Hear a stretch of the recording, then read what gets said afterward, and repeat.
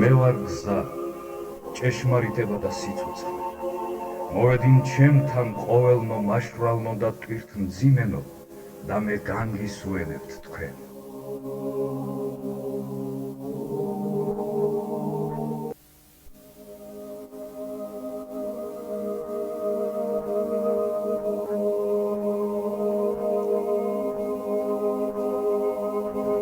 წმინდა სამების საკათედრო ტაძარი, ქართული სულის ძლიერების დასტური, საუკუნის მშენებლობა, რომელიც 10 წელზე მეტია მიმდინარეობს და თითოეული მართლმადიდებელი სასვავებითა და მოწიწებით შეჰყურებს.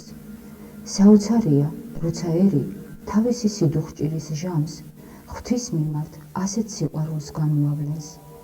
ეს ყველაფერი კი საქართველოს კათოლიკოს პატრიარქის, უწმინდესისა და უნეტარესის ილია მეორის ძალისხმევითა და კურთხევით დაიწყო. ტაძრის მშენებლობის დაწყებამდე პატრიარქს გამოცხადება ჰქონდა, რომ თბილისში საკათედრო ტაძარი უნდა აშენებულიყო.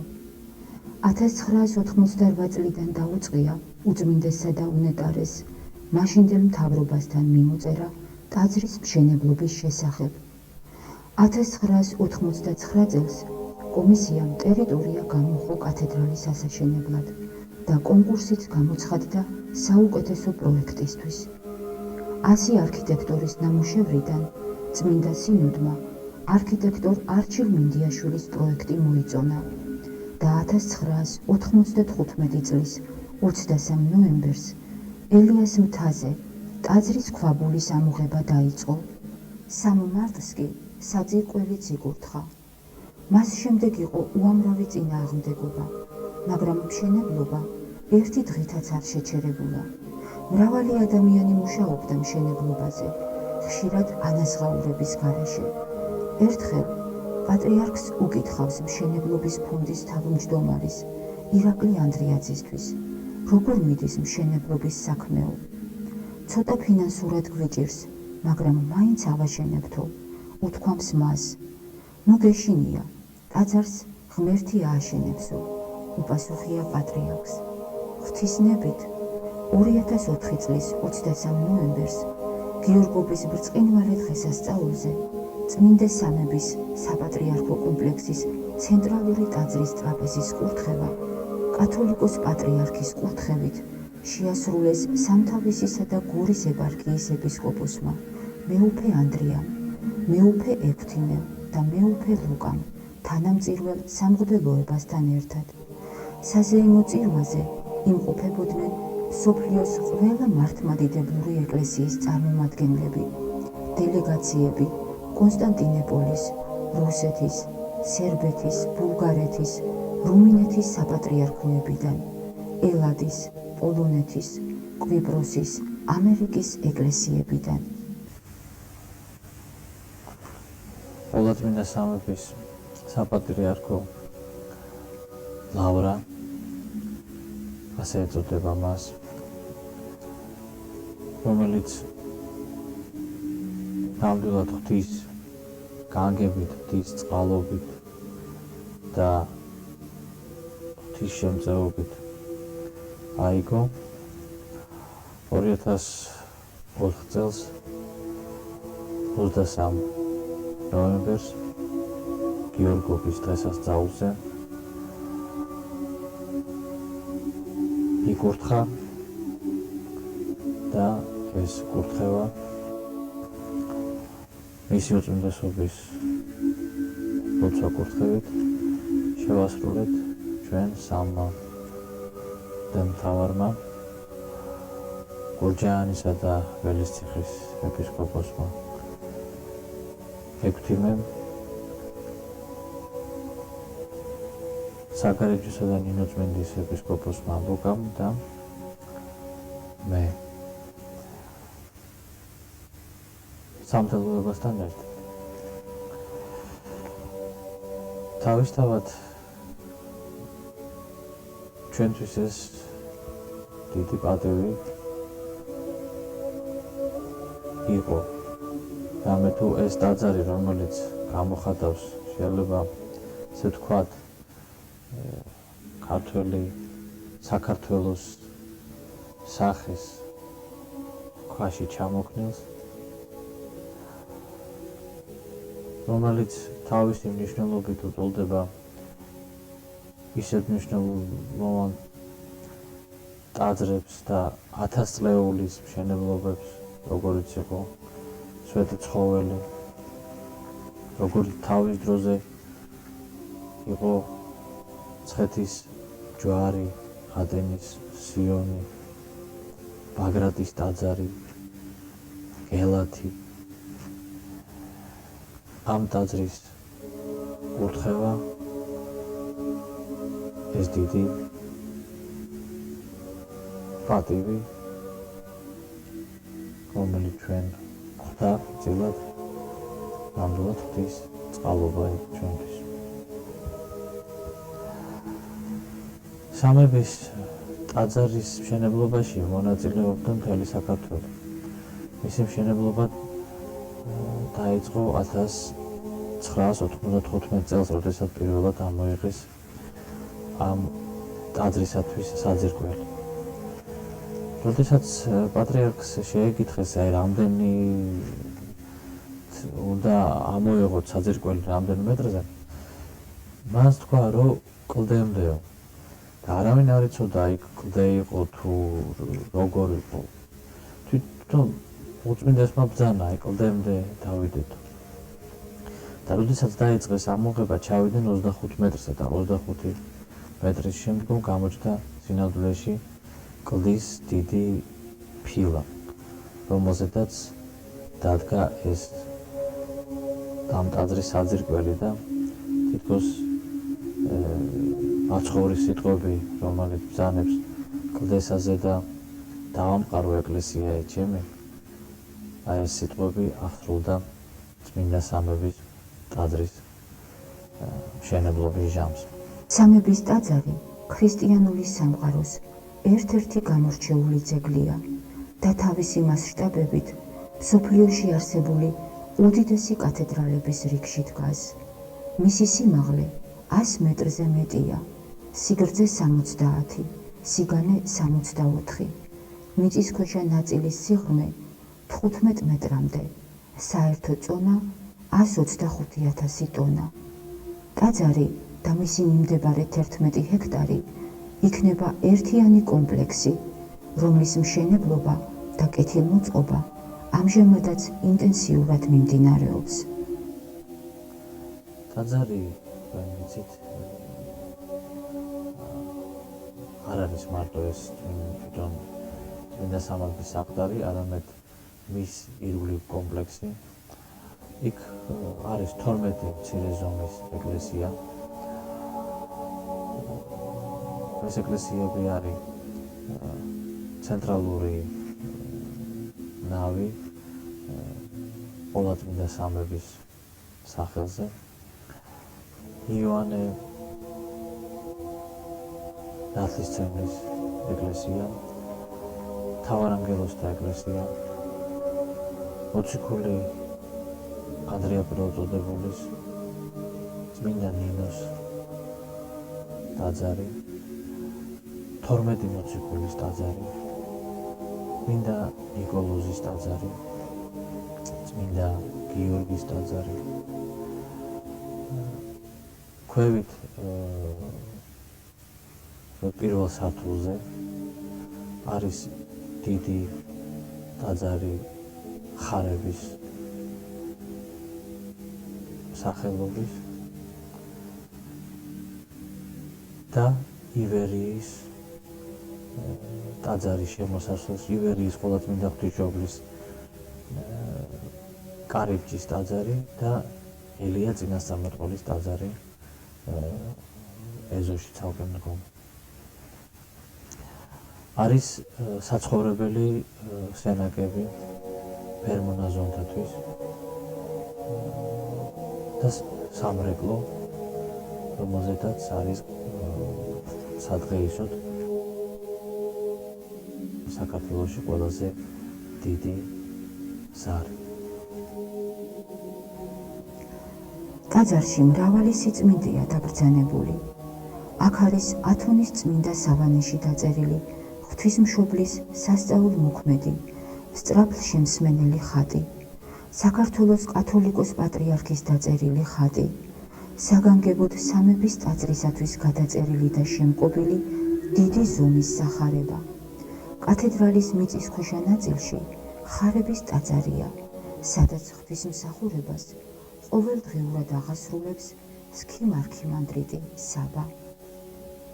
სამების საკათედრო ტაძარი არქიტექტურული თვალსაზრისით ქართული მართლმადიდებლური ხუროთმოძღვრების ტრადიციებს ეყრდნობა, მაგრამ ამავე დროს იგი არის ახალი სიტყვა, თანამედროვე ქართული სულის გამოხატულება, სადაც არც ერთი ორნამენტი არ მეორდება და რომელიც მსოფლიოს დაანახებს ქართველთა გაუტეხელობას, სიძლიერესა და დაცემული კაცის აღდგომას. მნიშვნელობა ამ ტაძრის მშენებლობისა ყველა ჩვენთაგანისათვის ძალიან დიდი არის. მე მახსოვს, როდესაც დაიწყო ამ ტაძრის მშენებლობა და იკურთხებოდა საძირკველი, მისმა უწმინდესობა ბრძანა, რომ ყველა ქართველს და საქართველოში მცხოვრებ ყველა ადამიანს, ყველა მართლმადიდებელს, ვისაც აქვს სურვილი და მინდა თქვა არა მართლმადიდებელსაც, ვისაც აქვს სურვილი, შეუძლია რომ თავის სახელი დაწეროს რაღაც ფურცელზე და თუნდაც ერთი კენჭი ჩააყოლოს ამ ტაძრის საძირკველში. და მახსოვს, როგორ გროვდებოდა ეს ქვები, კენჭები, ზოგი დიდი, ზოგი მცირე, ზოგი თავის სახელს აწერდა პირდაპირ ქვაზე, ზოგი ფურცელში ახვევდა ამ მოსახსენებელს და ვისაც შეეძლო თავად ჩადიოდა და დებდა ამ კენს და თუ არა და ატანდნენ ვინც მიდიოდა იმას და ის იქონდა ეს ქვები, კენჭები და ალაგებდა ტაძრის საძირკველში. ყველანი ველოდებოდით ამ ტაძრის დასრულებას და ჭეშმარიტად შეიძლება ითქვას, რომ საქართველოს ამ ტაძრის მშენებლობა დაიწყო მისთვის ყველაზე მძიმე დროს. 1995 წელი ყველას გვახსოვს რაოდენ მძიმე წელი იყო. შეიძლება ითქვას, რომ ეს წლები ამ წლებში სიდუხჭირემ და ეკონომიურმა მდგომარეობამ თავის პიკს მიაღწია. ომის დროს არ იყო ასეთი ეკონომიური შეჭირვება. ჯერ კიდე ხალხს ძველი მარაგი მოყვებოდა და ეს უკვე ის წლები იყო, როდესაც გამოილია ეს მარაგი, როდესაც უკვე გახსოვთ ეს პურის რიგები, ჩვენ მოსწრებული ვიყავით ისეთ მდგომარეობასაც, რომ ბავშვები ხდებოდნენ 2-3 წლის ასაკისა. დასავლეთ საქართველოში ჩვენ უშუალოდ შეხებაში ვიყავით ერთ-ერთ სოფელში, სადაც ჩვენი მონასტერი იყო. ბავშვები იზრდებოდნენ, ხდებოდნენ 2-3 წლის ასაკისა და პურის გემო არ ჰქონდათ ჯერ კიდე გაგებული ისე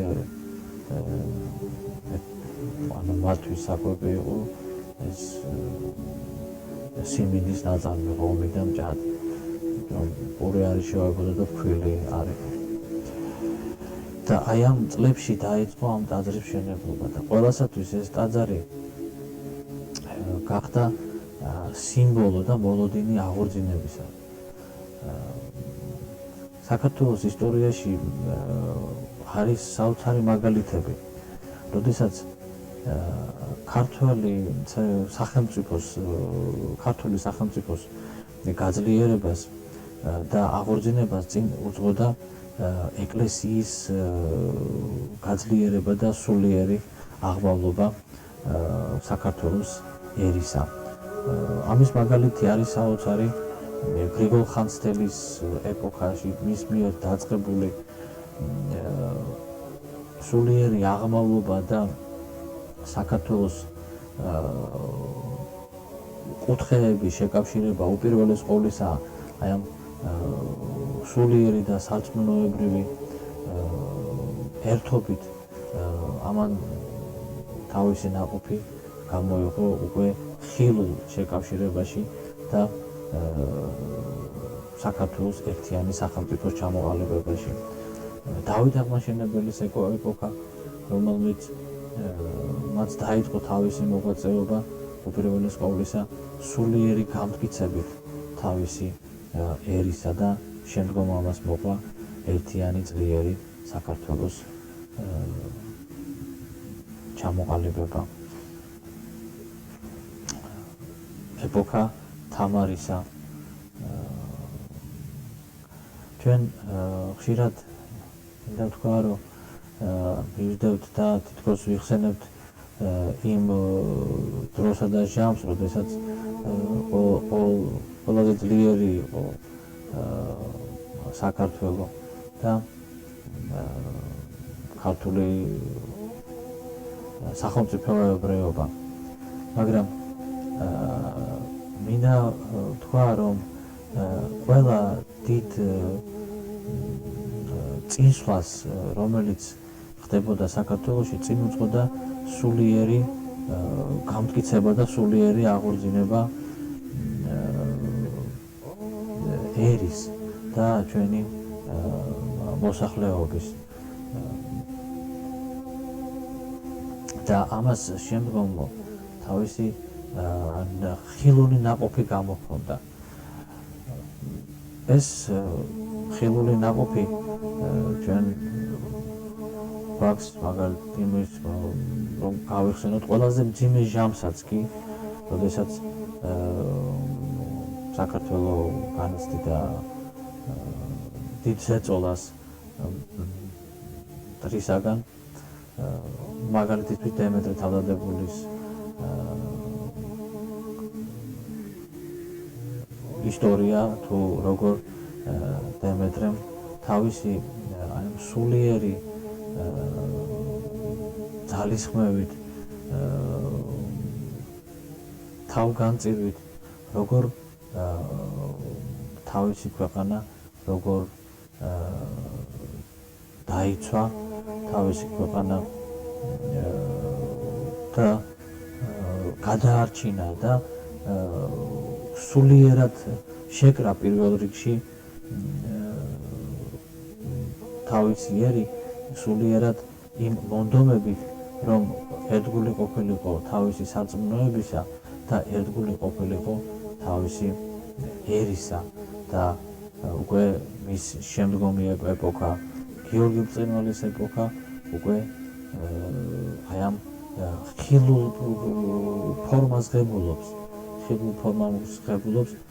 საქართველოს ბრძოლისა და მტერთან და საქართველოს მუდმივი მცდელობა, რომ შეინარჩუნოს თავისი ღირსება, შეინარჩუნოს თავისი სარწმუნოება, შეინარჩუნოს მამული და ენა და ტრადიცია. ამიტომ წმინდა სამების ტაძარი ეს სიმბოლო არის, სიმბოლო ჩვენი ქვეყნის, ჩვენი ერთობის და ჩვენი იმედის და გაუტეხელობის. მიუხედავად იმ სიმძიმის, რა მდგომარეობაში ჩვენ ვიყავით და მიუხედავად იმისა, მინდა ვთქვა, რომ ბევრისათვის გაუგებარი იყო ამ დროს ამ ტაძრის მშენებლობა, დღეს ეს ტაძარი არის ჩვენი სიამაყე და არა მარტო თავისი არქიტექტურული სილამაზით, არამედ პირდაპირ უნდა ვთქვათ, რომ წმინდა სამების ტაძარი დღევანდელ დღეს წარმოადგენს ერთადერთ ღირებულ, ერთადერთ ძალიან მნიშვნელოვანს,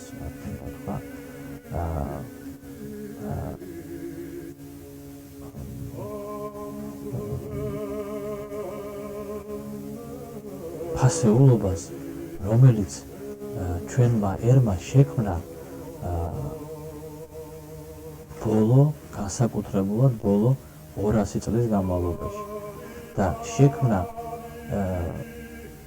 როდესაც ის გახდა დამოუკიდებელი და თავისუფალი. ეს თავისუფალი საქართველოს ძეგლი არის.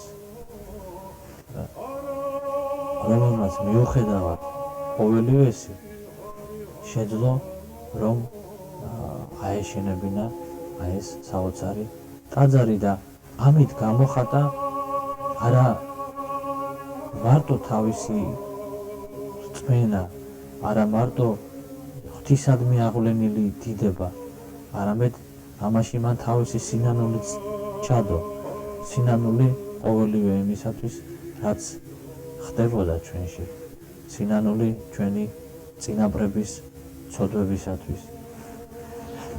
და ამიტომაც ამ ტაძარს საოცარი საკრალური მნიშვნელობა აქვს და ყველა მოსული ადამიანი აღფრთოვანებაში მოდის მისი დანახვის შემდგომ და ეს აღფრთოვანება არ არის მარტო ამ არქიტექტურული ფორმებით გამოწვეული, არამედ არის გამოწვეული იმ სულით, რომელიც იგრძნობა ტაძარში და ეს სული გვეხება ყველა ჩვენთაგანს და ეს იწვევს აღფრთოვანებას და ეს იწვევს ჩვენში აი ამ ძლიერ და კეთილ ემოციას. აი ეს უნდა გვახსოვდეს უპირველეს ყოვლისა ჩვენ მისი საკრალური მნიშვნელობა, რომელს ჩვენი ერის სარწმუნოება, ჩვენი ქვეყნის ხაღადისი შეიძლება დავარქვათ ღვთისადმი ყოვლადწმინდა სამების ტაძარს. ხაღადისი ჩვენი ერისა, ჩვენი ქვეყნისა. მსოფლიოს მართლმადიდებელმა პატრიარქმა ბრძანა საქართველოში აშენებული ტაძარი ერთხელ კიდევ დაუმტკიცებს მთელ მსოფლიოს, რომ მართლმადიდებლობა ურყევია და უძლეველი. საქართველოს კათოლიკოს პატრიარქის სიტყვისამებრ კი სამების ტაძარი ქართველი ხალხის ავტოპორტრეტია, რომელიც მრავალი განსაცდელის მიუხედავად ერის უკვდავი სულის გამოხატულებაა და მისი დასრულება ჩვენი ქვეყნის გაბრწყინების ტოლფასი იქნება.